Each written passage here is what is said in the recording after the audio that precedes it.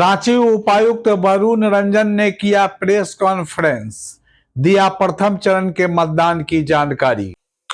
जोहार। झारखंड संस्कार दीप के लिए प्रेम शंकर साहू की रिपोर्ट।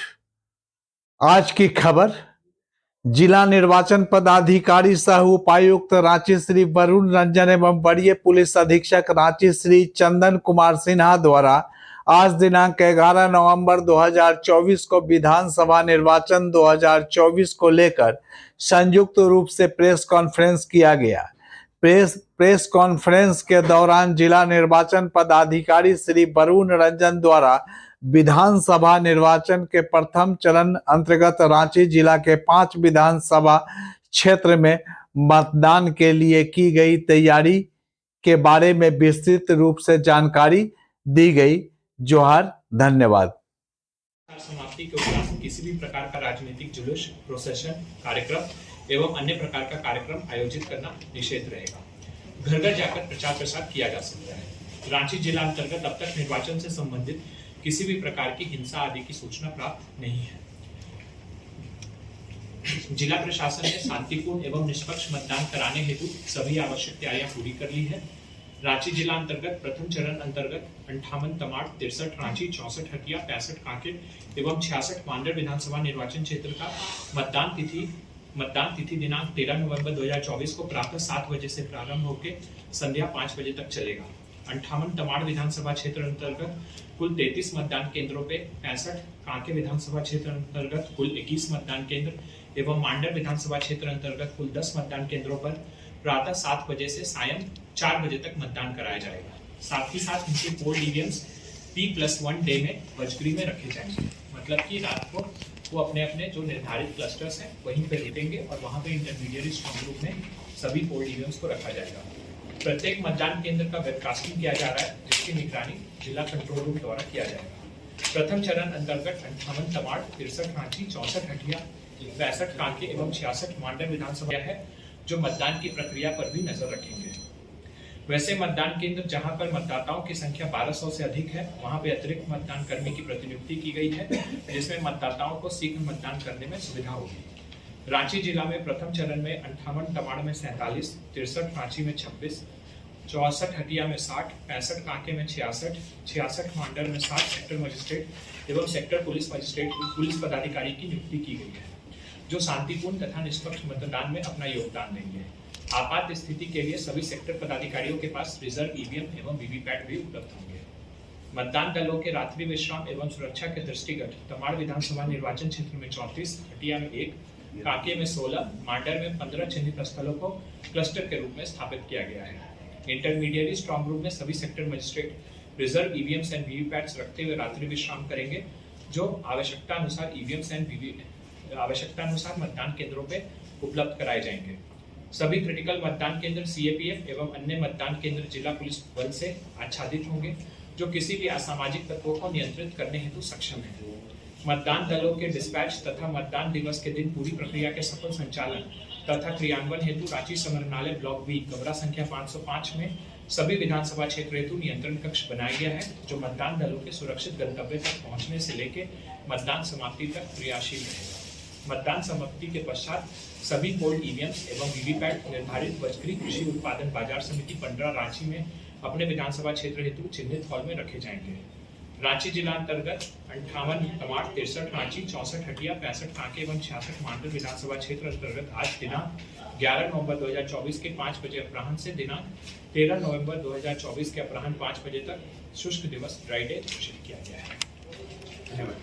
कि हम आउट ऑफ स्टेशन हैं, ठीक है, तो उन्होंने इन्फॉर्म कर दिया है। बाकी हम लोगों ने करीब 2400 के आसपास जो है डिपॉजिट कराया है और 500 के आसपास एग्जम्पशंस दिए हैं, और जो रेस्ट 6-7 के आसपास इन्फॉर्मिंग भी है, और रेस्ट जो बचता है उसको कैंसिलेशन के लिए नोटिस इशू किया। लास्ट टाइम 468 आप लोग रद्द किए थे, इसमें क्या इसी को हटा दिया, उनको हटा करके 2900 है। लास्ट बार वो 3300 था, उनका हटाया नहीं गया, अभी भी जनरेट नहीं कैंसिलेशन हुआ है, कैंसिलेशन का हो गया, लेकिन उसको हटाया नहीं गया क्योंकि यूआई नंबर उनका। उसको एक बार हम चेक करा लेते क्या है, वो सिस्टम में शो कर रहा है, वो चेक कर लेते, बट कैंसिलेशन उतना किया गया। सर, संवेदनशील और अति संवेदनशील बूथों की संख्या क्या है और वो कहाँ है, और इसके लिए प्रशासनिक तैयारी क्या है? जो हम लोगों के जो क्रिटिकल बूथ्स होते हैं, इस बार उनको क्रिटिकल का नाम दिया जाता है, ठीक है, कि वो क्रिटिकल बूथ्स हैं। तो क्रिटिकल बूथ्स पे हम लोगों का जो फोकस होता है वो अलग अलग तरीके का होता है। जैसे क्रिटिकलिटी का आधार होता है पहला कि जो वल्नरेबल बूथ्स होते हैं, उसी तरह से जो नक्सल अफेक्टेड बूथ्स होते हैं, कुछ बूथ्स होते हैं जहां पूर्व में चुनाव के दौरान हिंसा की गई है, या कुछ और ऐसे बूथ्स होते हैं जहां पे 90% से ज़्यादा पोलिंग हुआ है, कैंडिडेट को 75% से ज़्यादा हुआ है या 10% से कम हुआ है। तो डिपेंडिंग अपॉन क्रिटिकलिटी जो नक्सल वाले हमारे बूथ्स हैं वहाँ पे प्रॉपर जो सिक्योरिटी डिप्लॉयमेंट्स किए गए हैं, आरओपीज लगाए गए हैं, एरिया डोमिनेशन किया गया है। जो वल्नरेबल बूथ्स है वहाँ पे जो इंटीमेटर्स हैं उनको चिन्हित करके उनके खिलाफ कार्रवाई की गई 107 की, ठीक है। साथ ही साथ वहाँ पर भी प्रॉपर फोर्स का डिप्लॉयमेंट सीएपीएफ का किया गया है। हमारे टोटल जितने भी क्रिटिकल बूथ्स हैं सभी पे हम लोगों ने सेंट्रल आर्म पुलिस फोर्सेस का डिप्लॉयमेंट किया है। और डिपेंडिंग अपॉन कि उसका क्रिटिकलिटी का नेचर क्या है, क्या वो law and order related critical है या वो जो है सो नक्सल रिलेटेड क्रिटिकल है, और साथ ही साथ वहाँ पे इंटेंसिटी क्या है थ्रेट का, उसके हिसाब से फोर्स डिप्लॉयमेंट प्लान तैयार किया गया है। सर, संख्या क्या है और कहाँ है? संख्या फेज 1 का कितना है, एसपी साहब आपको बता दें। हमारे यहाँ पे दोनों टाइप से हैं। नॉर्मली हमारे यहाँ टोटल जो है 98 क्लस्टर्स हैं।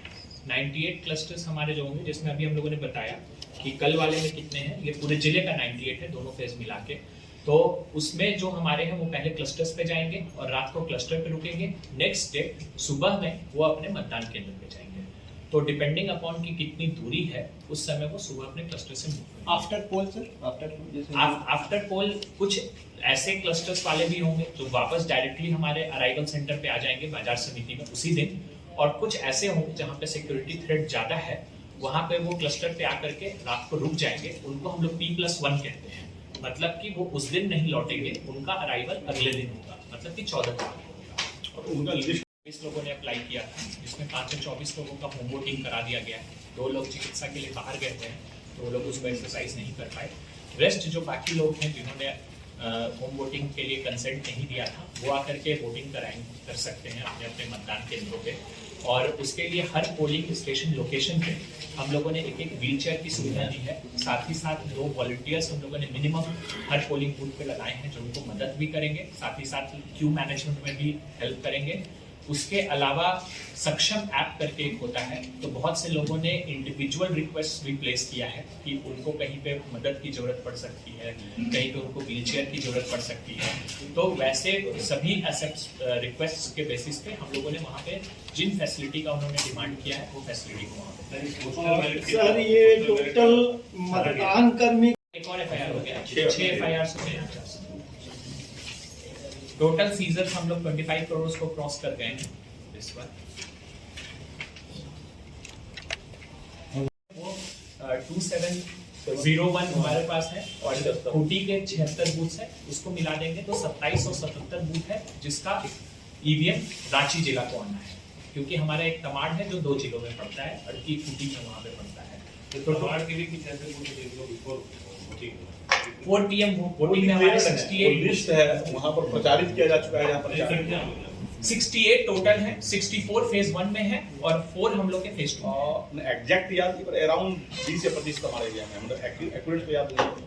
वो सबका डिटेल्स हम लोग नंबर्स जो आपको है एक प्रेस रिलीज बना दीजिए। हाँ, क्योंकि हम लोग को टोटल जिले का पूछेगा बता देंगे। फेज 1 फेज 2 में थोड़ा सा एग्जैक्ट में हम लोग को कंफ्यूजन है। तो टोटल हमारे जो पोलिंग बूथ्स हैं वो 2707 है। खूंटी जिले के 76 बूथ मिला 2701 है, खूंटी जिले के मिला के 2777 है। टोटल पोलिंग स्टेशन लोकेशंस जो होता है मतलब बिल्डिंग वो 1513 है। उसके बाद हम लोगों का टोटल सेक्टर 359 हो चुका है। क्लस्टर्स जहां पे रात को पोलिंग पार्टी रुकेगी वो 98 है, जिसमें टोटल 595 बूथ टैग्ड है। इसके अलावा हमारे 4 PM वोटिंग जो हो रहा है दैट इज 68, जिसमें 64 फेज 1 में है और 4 बूथ जो है वो फेज 2 में है। सिल्ली और खिचड़ी के 2 बूथ हैं, जिसका पहले से पब्लिकेशन किया हुआ है कि 4 PM तक जितने भी 4 PM वाले वोटिंग वाले बूथ हैं वो सभी P+1 में आएंगे। ये एक यूनिफॉर्म डिसीजन है कि रात को वो सभी वहीं रुकेंगे, अगले दिन वो आएंगे। बाकी इसके अलावा भी हमारे P+1 के बूथ्स हैं। रफली हमको लगता है कि 92 बूथ्स हमारे हैं जो P+1 है ना पूरे जिले में, 92 है। वो दोनों फेज मिला करके 92 है। एग्जैक्ट नंबर हम लोग आपको प्रोवाइड कर देंगे। फेज 1 कितना है, फेज 2 कितना है, ये हो गया। इसके अलावा और आप लोग को टोटल 102 बूथ्स हैं, जहां पे मतलब जो आप पिंक बूथ कहिए या वुमेन पोलिंग पर्सनल्स का बूथ कहिए, 102 पोलिंग स्टेशंस हैं।